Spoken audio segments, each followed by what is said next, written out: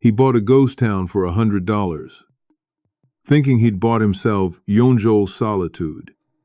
What he didn't know was that someone was already living there, a woman with nothing left but her son and her will to survive. When he found them in that doorway, everything he thought he wanted began to fall apart. This is the story of a man who tried to bury his heart in silence, and the family that brought it back to life. What moved you most? Was it his secret kindness, her quiet strength, or the moment he said she was chosen? Tell us in the comments. A silent rider buys a mother and child, unaware that she would heal his heart. I ain't saying nothing, just don't send me back. The wind cut through the barren plain, dry and merciless. Jedidiah knew that sound better than any human voice. It was a constant companion that scoured the land and the soul with the same indifference.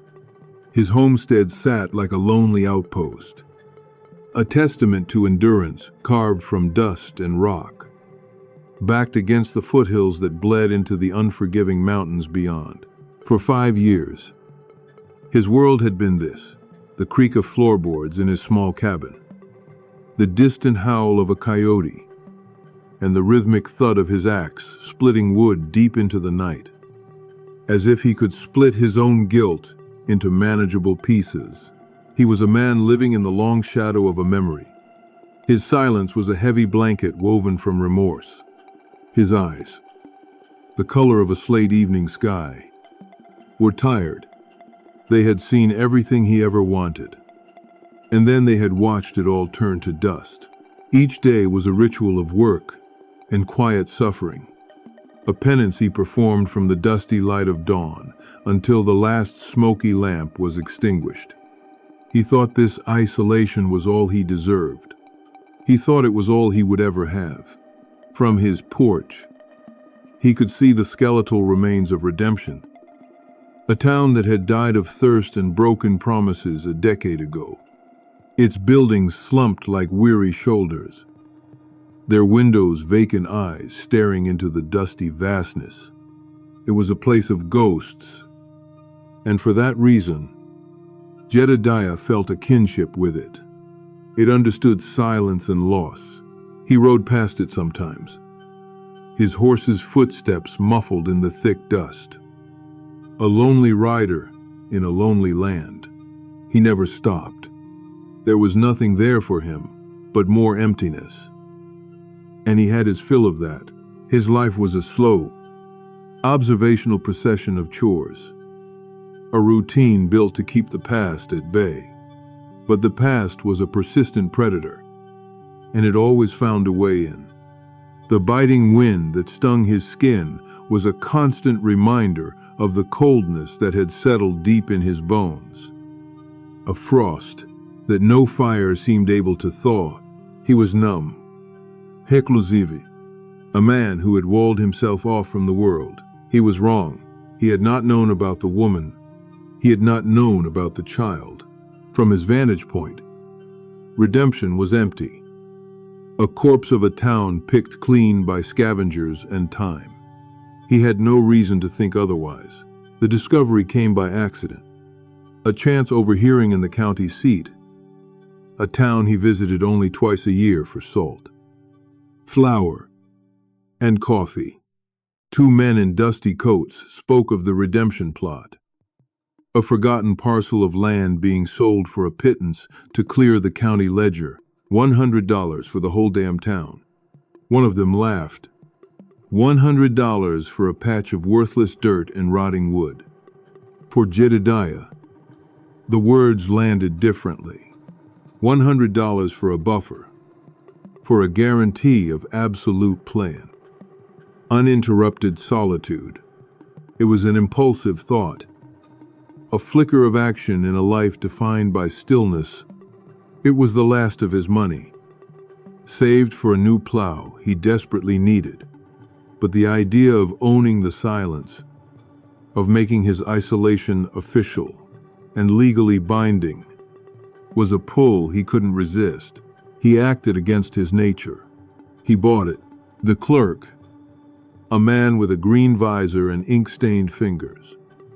Barely looked up as he took the worn bills and pushed a dusty scroll across the counter.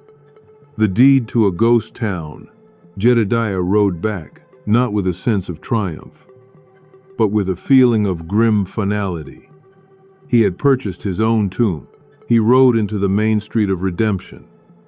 The deed, a brittle weight in his saddlebag, and reined in his horse.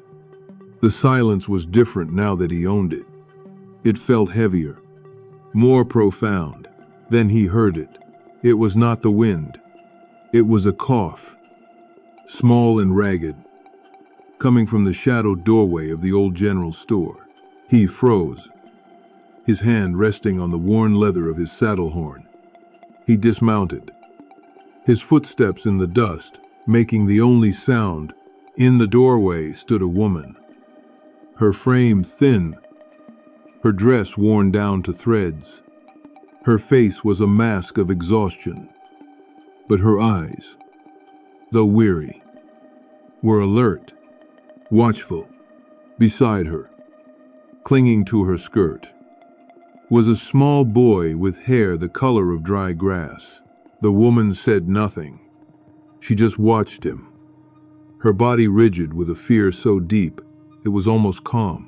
Jedidiah had bought a ghost town. He had found a family still living there. Ara watched the man from the broken window of the general store. He was massive, a solid, weathered figure who seemed to have been carved from the same harsh earth as the mountains behind him. He had not spoken a word since his arrival 2 days ago.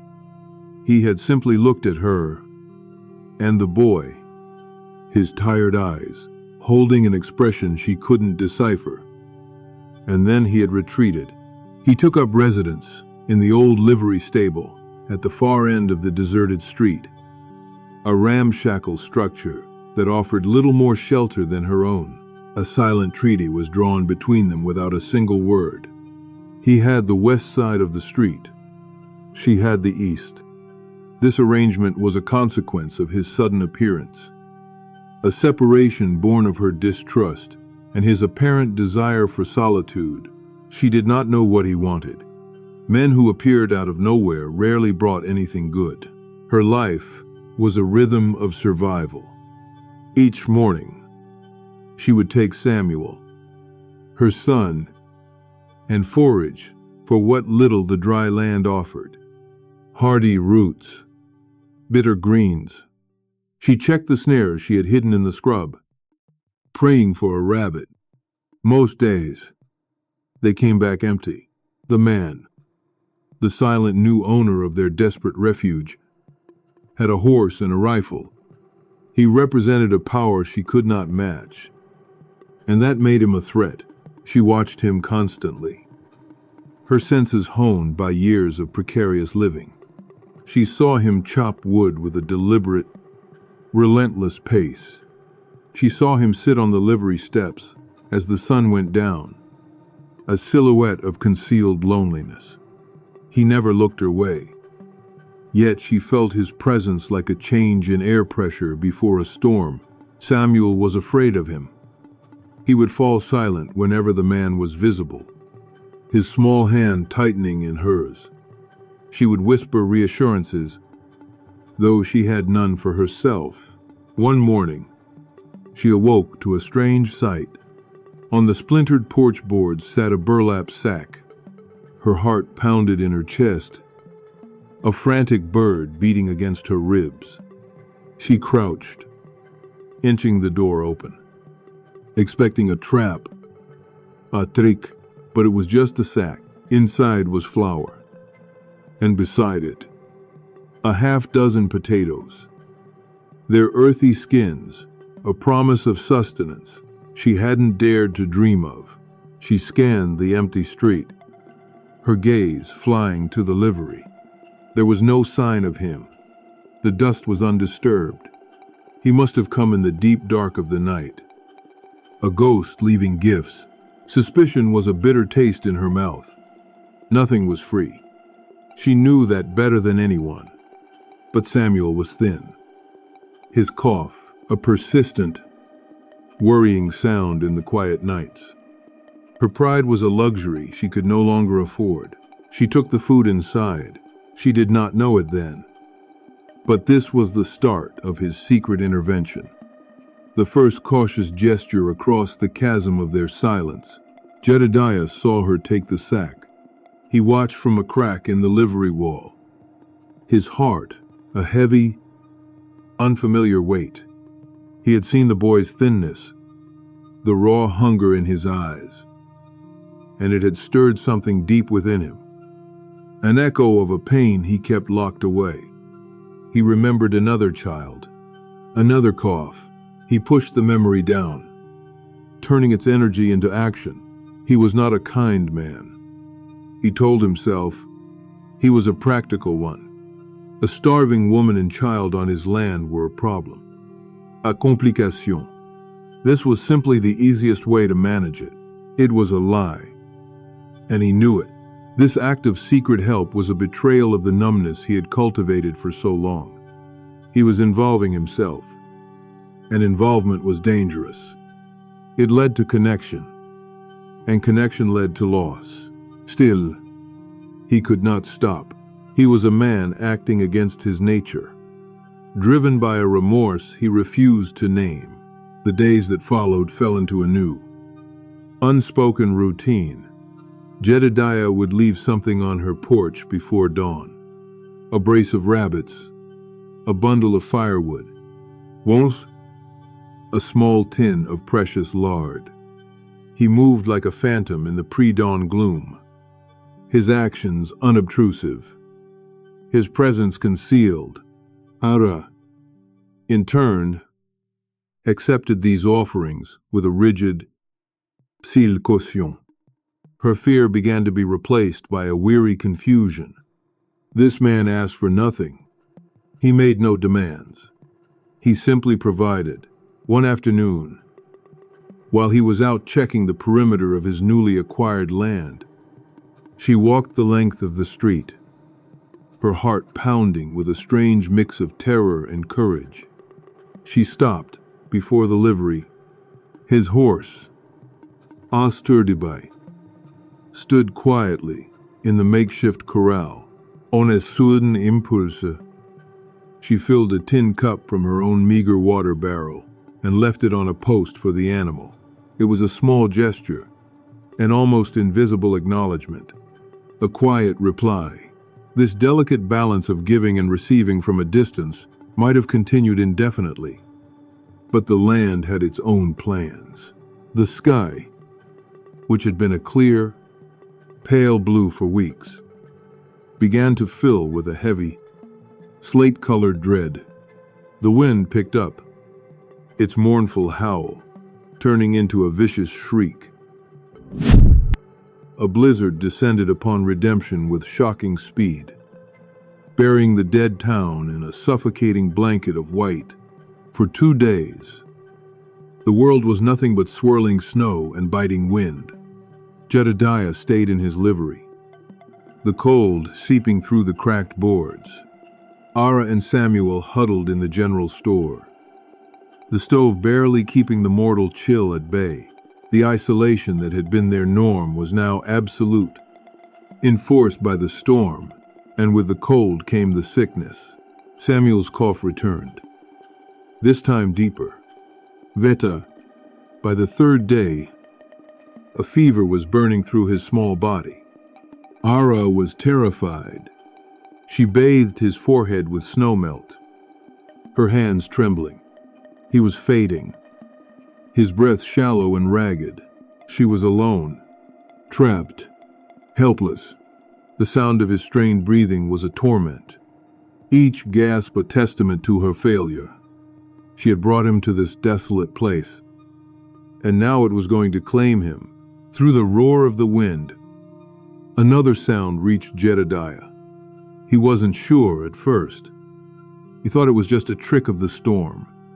But then he heard it again. The boys labored coughing, a sound carried on the wind like a prayer for help. He froze. It was the same sound, the same desperate, rattling breath that had haunted his dreams for 5 years. The memory of Anna, his daughter, rose up, raw and overpowering. He saw her small face, flushed with fever. He felt the agony of his own helplessness. For a moment, grief paralyzed him. Then something else took over. A protective instinct, fierce and undeniable. He could not save his own child, but he would not stand by and listen to another one die. He gathered what he had, a pouch of dried yarrow for the fever, a small jar of pine salve for the chest.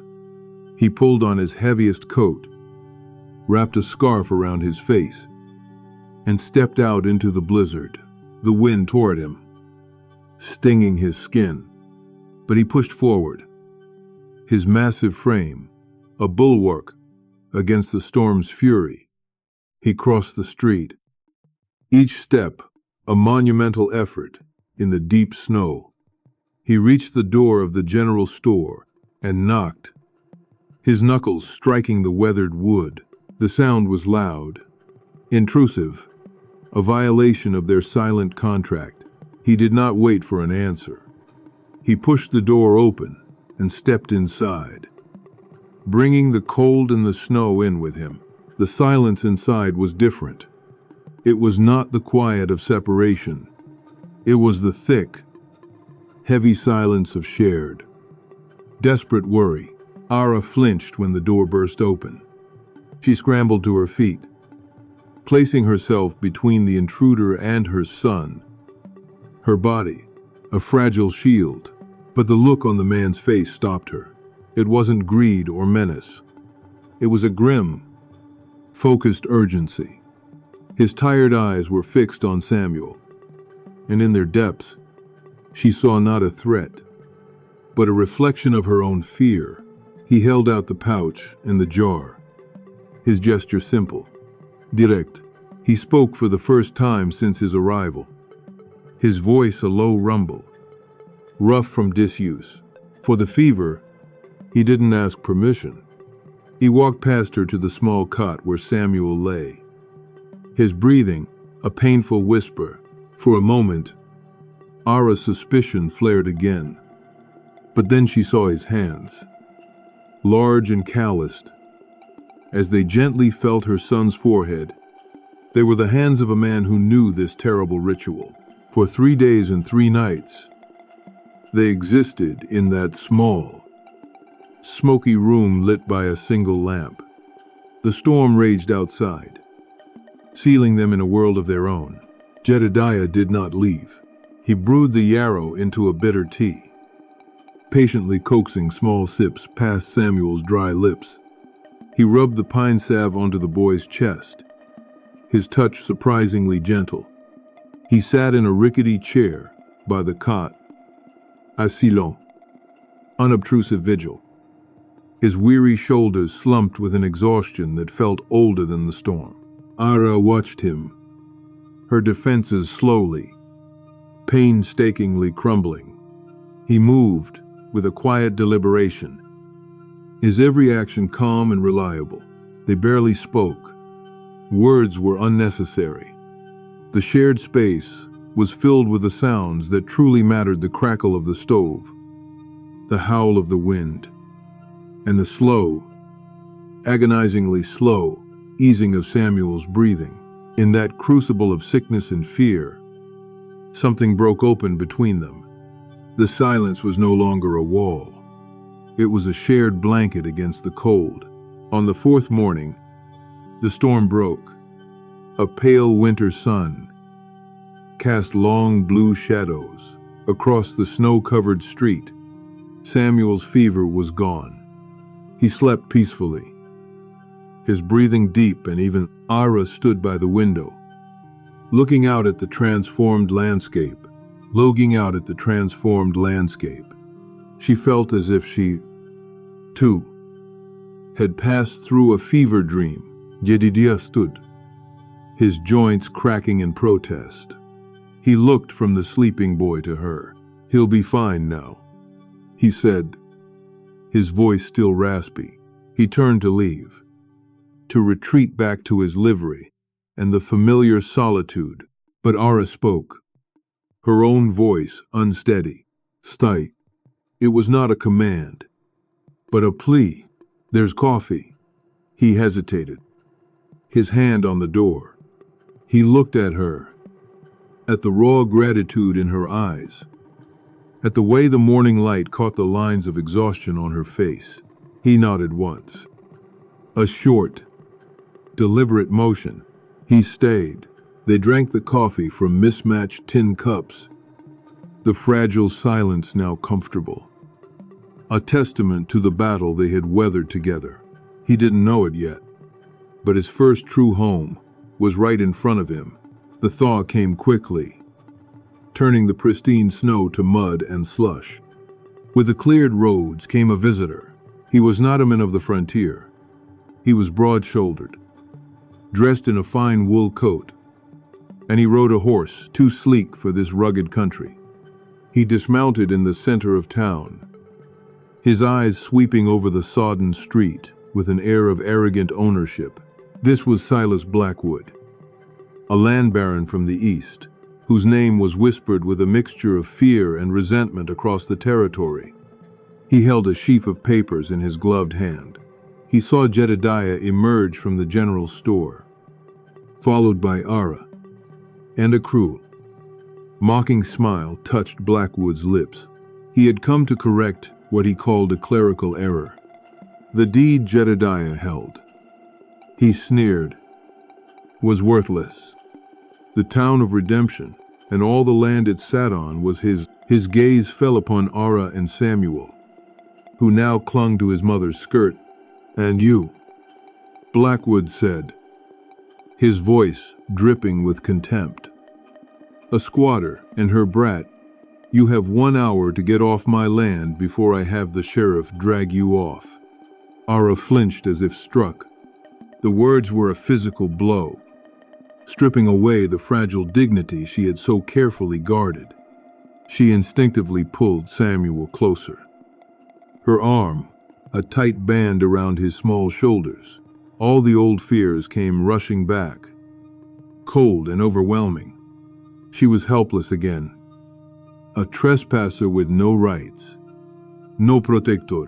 She lowered her gaze, unable to meet the man's triumphant, cruel eyes. Her silence now, a cloak for her shame. The small, hopeful world she had begun to build in the last few days dissolved into mud and humiliation. The crowd was just one man, but his judgment felt as total and damning as an entire town's.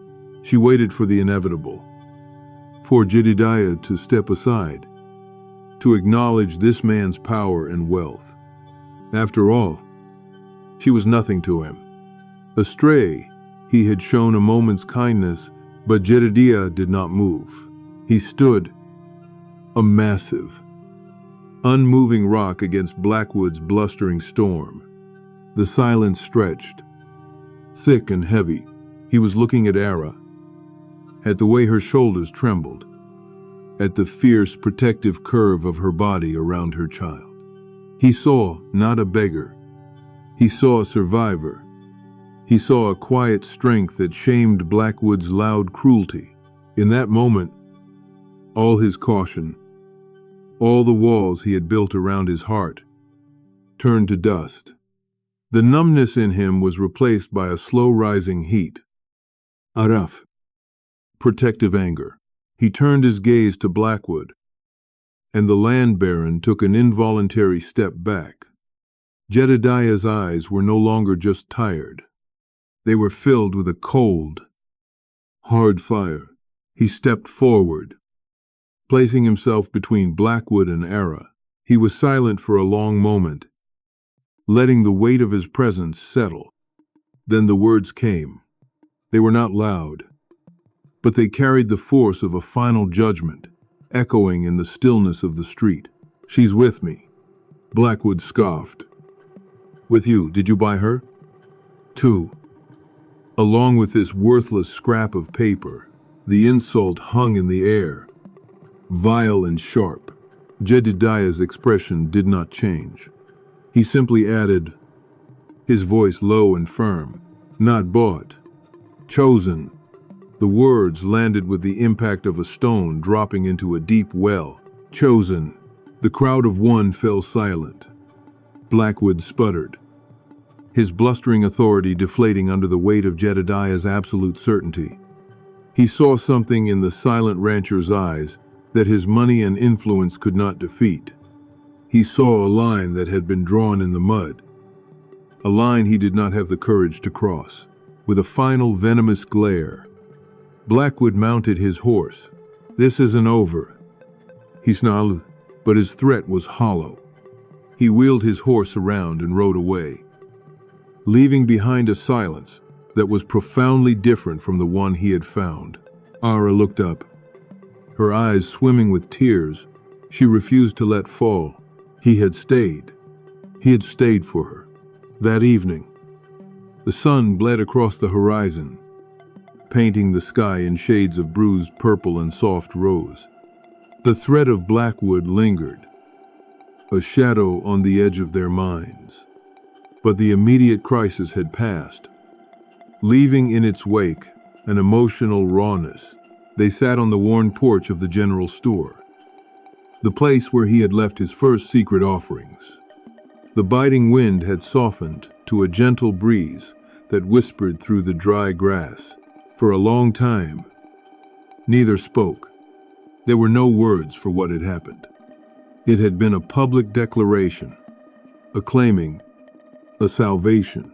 Ara finally broke the silence. Her voice soft, unsteady, she told him her story. She spoke of a husband who had promised her the world, who had followed the siren song of gold and left her and their son in a dusty boarding house with a promise to send for them. The letters stopped. The money ran out. Shame had driven her here, to this forgotten place, to wait for a man who was never coming back. Waiting had turned into surviving. Jedidiah listened. He did not interrupt, did not offer platitude. He just listened, his gaze fixed on the darkening hills, his presence a solid, calming anchor in the sea of her sorrow. He heard the exhaustion in her voice, the years of concealed pain, the quiet dignity of a woman who had endured the unthinkable. When she fell silent, the air was thick with her confession. He swallowed, the sound rough in the twilight. Then he spoke, his own voice thick with a grief he had never shared. He lifted a hand, not pointing, but indicating a low rise behind his livery, a place marked by a single crude wooden cross, almost invisible against the slate evening sky. "My wife," he said, the name a painful stone in his throat. "Sarah, and our little girl, Anna." He paused. The memory, a physical weight. The fever took them, both of them. In the space of a week, he told her of his helplessness, of watching the two people who were his entire world slip away from him. He told her how he had buried them himself, with a shovel that felt heavier than any sin. He had come here to be close to them, to serve his sentence of solitude, near their graves. He finished speaking, and the silence that followed was not empty. It was filled with the ghosts of their shared griefs. They were two people hollowed out by loss, who had found, in this desolate place, an unexpected mirror for their own pain. Ara looked at his weathered face, at the raw agony in his eyes, and she understood the source of his profound silence. She understood the impulse behind the flower, the firewood, the medicine. It was the kindness of a man trying to heal a wound in another that still bled in himself. Her hand, trembling slightly, reached out and touched his forearm. It was not a gesture of pity, but of communion, a simple, honest touch that said everything words could not. "You are not alone." He did not pull away. He simply nodded. A slow acceptance of her touch, of her presence. In that moment, on that dusty porch, two broken hearts acknowledged each other. They were no longer alone. Blackwood, it turned out, was a man of bluff and bluster. He never returned with the sheriff.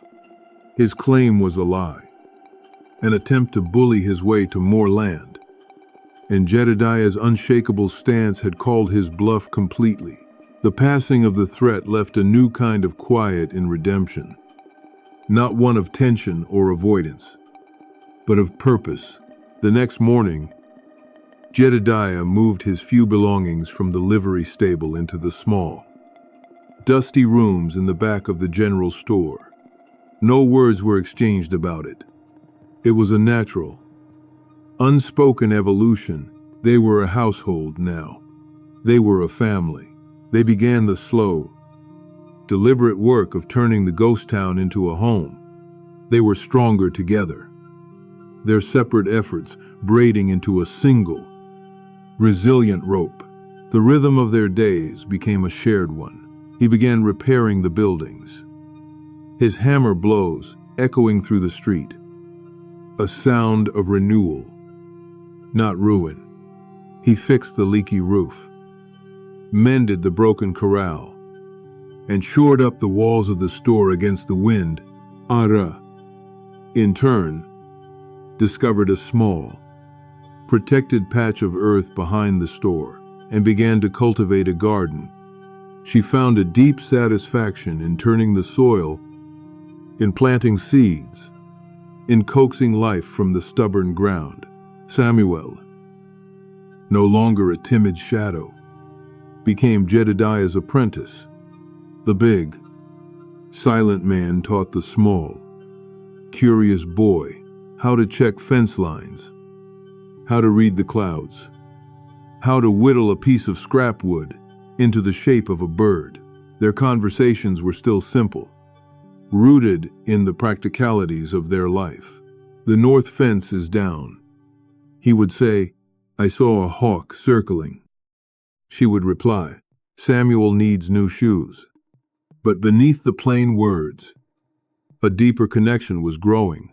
He would watch her as she worked in her garden, her face calm and focused, and feel a warmth spread through his chest. A feeling he had thought long dead. She would watch him as he patiently showed Samuel how to hold a hammer, his massive hands, gentle and steady, and her heart would feel a sense of safety she had never known. The dusty vastness of redemption began to feel less like an empty, abandoned stage, and more like a canvas they were filling together. The silence was still there, but it had transformed. It was no longer the silence of isolation, but the comfortable, easy quiet of people who understand each other without the need for constant talk. The last of the winter snow melted, and a pale, watery spring sun began to warm the earth. The landscape, once a uniform brown and gray, began to show hints of green. The air lost its biting edge, carrying instead the scent of damp earth and new growth. One afternoon, Ara came inside to find Jedidiah mending one of his worn shirts, his large fingers clumsy with a small needle and thread. She took it from him without a word and repaired it with neat, efficient stitches. When she handed it back, he simply nodded his thanks. But his eyes held a gentle, growing tenderness. He saw her worn-out shoes, the soles separating from the uppers. The next time he rode to the county seat, he returned, not just with supplies, but with a pair of sturdy, reliable leather shoes. He left them by the door for her to find. It was his language. It was a language she now understood perfectly. The homestead thrived. They had a small flock of chickens, a tof, and a garden that promised a real harvest. Winter had passed. A true home was being born from the dust. Love, he was learning, did not always arrive with a thunderclap or a flash of lightning. Sometimes it grew in the silence, unobtrusive and steady, like a hardy plant taking root in rocky soil. It was nurtured not by grand declarations, but by small, honest gestures, a mended shirt, a cup of hot coffee, a shared look across a supper table. It was a quiet, deliberate thing, built of reliability and mutual respect. It grew where no one was looking, least of all the two people tending it. In the evenings, after Samuel was asleep, Jedidiah took to sitting on the porch, a piece of seasoned oak in his hands. He would work with his knife, the blade moving with practiced skill, shaving away layers of wood to reveal the shape within. Ara would join him, mending or simply enjoying the cool night air. The soft scraping of his knife, a peaceful, rhythmic sound. She didn't ask what he was making.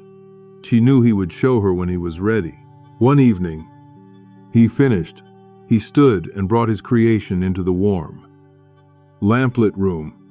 It was a rocking chair, small and perfectly proportioned. The wood sanded smooth as river stone. It was not ornate, but it was beautiful in its simplicity, in the honesty of its construction.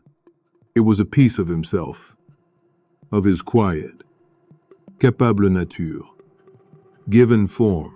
He placed it by the stove in the warmest part of the room. He didn't say, "This is for you." He didn't have to. He walked to the window and pushed it open, letting in the sweet scent of the spring night and the sound of crickets.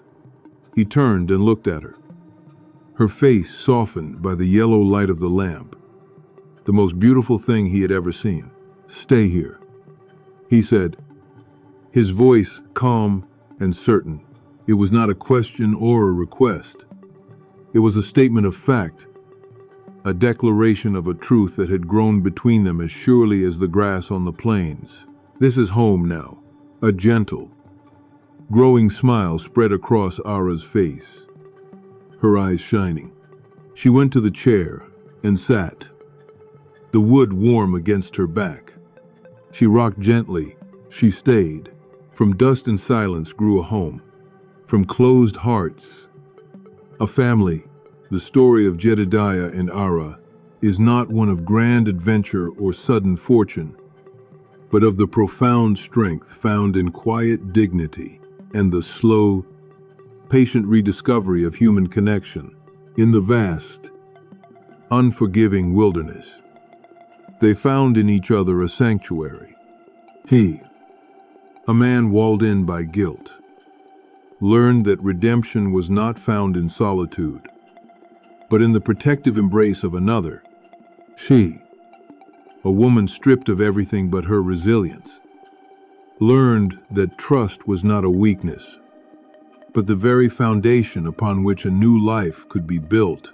Their love was a testament to the power of small gestures, a language spoken in chopped wood, a mended roof, and a shared cup of coffee in the quiet dawn. It was a love that healed the raw wounds of the past and planted a garden in the barren soil of their lives. If this story touched you like warm light, finding its way into a cold and lonely room on a long winter night, then carry its message with you. Remember that even in the most desolate of circumstances, hope can take root. Remember that the deepest connections are often forged not in words, but in the silent, steady presence of someone who chooses to stay. It is a reminder that courage is not the absence of fear, but the act of taking a step forward anyway, and that a home is not a place, but the feeling of being truly seen and accepted. Flaws and all, the quiet heroes, the silent survivors, are all around us. Their stories written in their weary shoulders and their tired, knowing eyes. 5. Takeaway points. Point 1.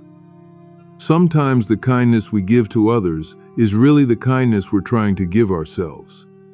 Jedidiah left flour and firewood on Era's porch in the dark of night, telling himself it was practical. But the truth was deeper. He'd lost his own daughter to fever, and he couldn't stand to hear another child's cough fade into silence. Helping her wasn't charity. It was healing. Point 2. Trust doesn't happen all at once. It builds in the smallest gestures. Ara didn't know if she could trust the silent man who'd bought the town.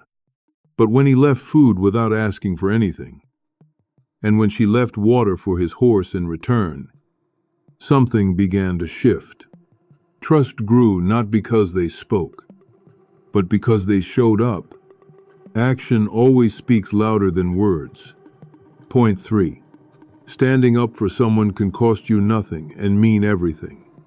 When Blackwood tried to throw Ara and her son off the land, she expected Jedidiah to step aside. She was nobody to him, but he didn't move. He put himself between her and that cruelty and said 2 words that changed everything. "She's with me." In that moment, she wasn't alone anymore, and neither was he. Point 4. Love doesn't always announce itself. Sometimes it just quietly builds a life with you.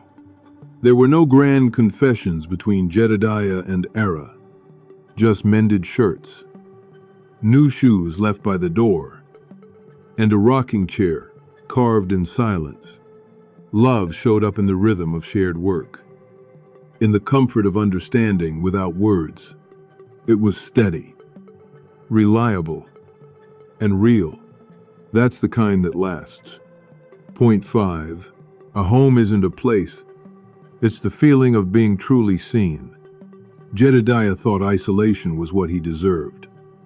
That silence was his sentence. Ara thought survival was all she had left. But when they stopped hiding and started building together, redemption became more than a ghost town. It became the place where 2 broken people found they didn't have to carry their pain alone anymore. Subscribe to our channel for more stories full of silence, courage, and genuine closeness. These are the tales that remind us of the enduring power of the human heart to heal, to connect, and to build a future from the broken pieces of the past. And tell us in the comments what moved you the most. Was it Jedidiah's secret kindness, Ara's resilient dignity, or the moment he stood before her and declared she was not bought, but chosen? We want to hear what resonated with you. We'll see you again, where silence means everything.